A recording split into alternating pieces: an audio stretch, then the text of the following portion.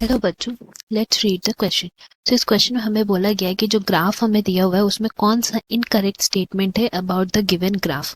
तो ये ग्राफ जो है it's called oxygen dissociation curve.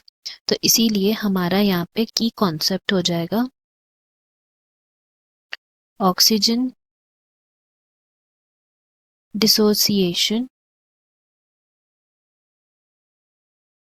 Curve.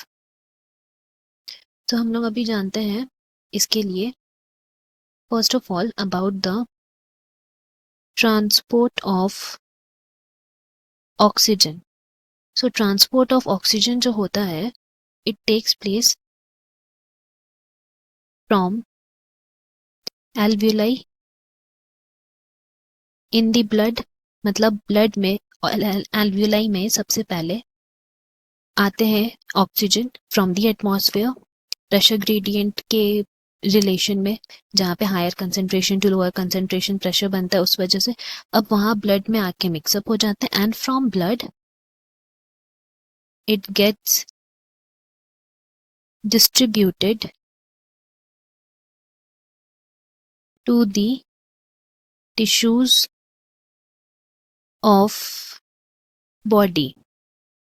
तो इसे हम लोग कहेंगे कि ट्रांसपोर्ट ऑफ ऑक्सीजन इस तरह से होता है, ब्लड के थ्रू मेनली होता है हमारा। नाउ ब्लड में किस तरह से होता है, so we can say that in blood it is done by the help of haemoglobin present in the RBCs. Further अगर हम लोग बात करते हैं इसके बारे that is transport of oxygen, so we can say that जब हेमोग्लोबिन के साथ ऑक्सीजन कंबाइन करता है then it forms oxy haemoglobin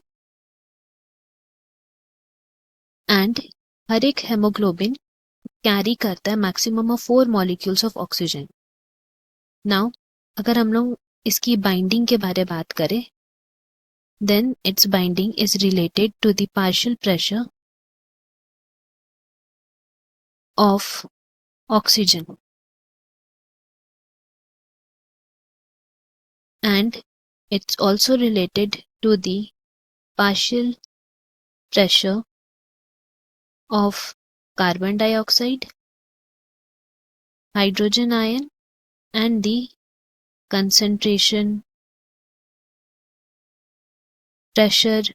ये सारे फैक्टर्स यहाँ पे इंक्लूडेड है बिकॉज अगर हमें ऑक्सीजन का ट्रांसपोर्ट करना है तो ब्लड में हमारा जो पार्शियल प्रेशर रहेगा ऑक्सीजन के लिए वो ज़्यादा होना चाहिए, देन ओनली ब्लड में ऑक्सीजन कंबाइन करेगा। अदरवाइज अगर हमारा पार्शियल प्रेशर कार्बन डाइऑक्साइड का ज़्यादा रहा तो कार्बन डाइऑक्साइड कंबाइन करेगा, तो दैट मीन्स जब में ऑक्सीजन को कंबाइन कराना है उस वक्त में partial pressure of carbon dioxide कम होना चाहिए। इसी तरह कंसेंट्रेशन, हाइड्रोजन आयन, ये सब फैक्टर्स भी रिस्पॉन्सिबल होते हैं। सो इन सभी फैक्टर्स को हम लोग अगर ध्यान में रख के एक ग्राफ बनाते हैं then that graph is named as oxygen dissociation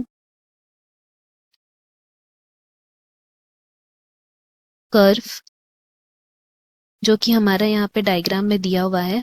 ये हमारा ऑक्सीजन डिसोसिएशन कर्व है जिसमें एक्स एक्सिस में है partial pressure of oxygen and हमारा नेक्स्ट जो है इधर में आ जाएगा वाई एक्सिस में about the percentage saturation of haemoglobin. तो हम लोग यहाँ पे लिख सकते हैं कि x axis denotes the partial pressure of oxygen whereas y-axis जो है it represents the percentage saturation of hemoglobin with the oxygen। तो ये हमारा x एक्सिस y एक्सिस हो गया और इसका जो कर्व बनेगा it will be of the sigmoid shape, मतलब इस तरह का एस शेप्ड का स्ट्रक्चर ग्राफ बनेगा स्ट्रक्चर। सो अगर हम लोग बात करते हैं स्टेटमेंट्स की जो यहाँ दिए हुए हैं, तो पहला जो स्टेटमेंट दिया हुआ है it is called the curve is called oxygen dissociation curve. तो ये स्टेटमेंट तो करेक्ट है। नेक्स्ट जो स्टेटमेंट है, it represents percentage saturation of the haemoglobin with oxygen. तो ये अगर हम लोग ए मार्क कर देते हैं इस side, then we can say कि yes the statement is correct, because हम लोग अभी पढ़े थे Y axis represents the percentage saturation of haemoglobin with oxygen. अब स्टेटमेंट सी जो है उसमें बोला है B represent partial pressure of carbon dioxide. ये जो ग्राफ है it is about the oxygen dissociation curve, जिसमें partial pressure of oxygen included है and not the partial pressure of carbon dioxide, because B जो है वो हमारा एक्स एक्सिस को रिप्रेजेंट कर रहा है। तो एक्चुअल में एक्स एक्सिस हमारा क्या है, यहाँ पे अभी हम लोग पढ़े थे it is partial pressure of oxygen, तो इसीलिए यहाँ इनकरेक्ट स्टेटमेंट सी हो जाएगा। एंड डी जो है वो बोल रहा है कि highly useful in studying the effect of factors like partial pressure of carbon dioxide, hydrogen ion concentration. तो इसके बारे हम लोग अभी पढ़े थे कि जब बाइंडिंग होता है हमारा ऑक्सीजन का ब्लड से, तो it is helpful in studying about the partial pressure of oxygen, partial pressure of carbon dioxide, hydrogen ion concentration, pressure, ये सारे फैक्टर्स उसमें इंक्लूडेड रहते हैं बाइंडिंग प्रोसेस में। एंड यही बाइंडिंग प्रोसेस को ही अगर हम लोग कर्व ग्राफ के फॉर्म में रिप्रेजेंट करेंगे तो इस तरह का ग्राफ बनता है। That is the reason why यहाँ हमारा इनकरेक्ट स्टेटमेंट हो जाएगा option C. Hope you have understood. Best of luck. Thank you.